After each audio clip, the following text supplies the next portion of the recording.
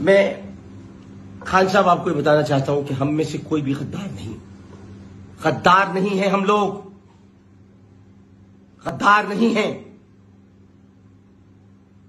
आपने अरकान कौमी असेंबली को गद्दार करार दे दिया है।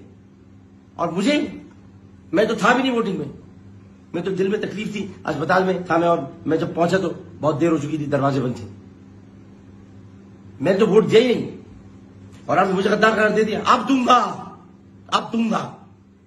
कल तक तुम्हारे साथ था गद्दार, अब उनके साथ होंगे जो गद्दार नहीं है। तुमने जनरल बाजवा को हटाने की कोशिश की। मैं गवाही देता हूं कि तुमने मुझसे बुलाकर बात की थी और तुमने कहा मैं जनरल बाजवा को हटाने वाला हूं। बहुत बड़ी बात कह रहा हूं मैं, और भी बहुत कुछ जानता हूं। अगर बता दिया तो कयामत आ जाएगी। चुप बैठा हूं, चुप।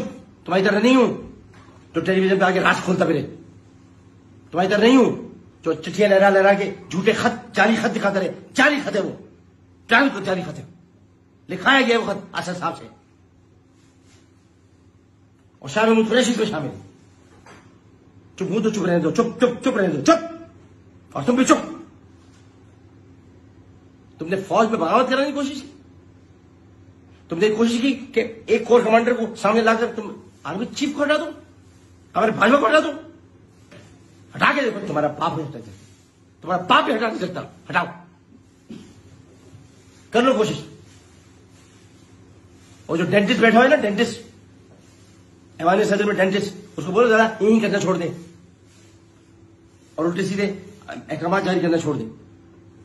अब मैं ये बात कहना चाहता हूं खास तौर पर कि जिसकी हम सियासत को बुरा कहते रहे, जिसके लिए हम बुरा भला कहते रहे कि ये फारिग आदमी है, सियासत की सबसे बड़ी बीमारी आसिफ अली जरदारी, ये आसिफ अली जरदारी नहीं, ये आसिफ अली बेदारी बन के सामने आया। अब ये मत कह देना मैं उसके साथ मिला हूं।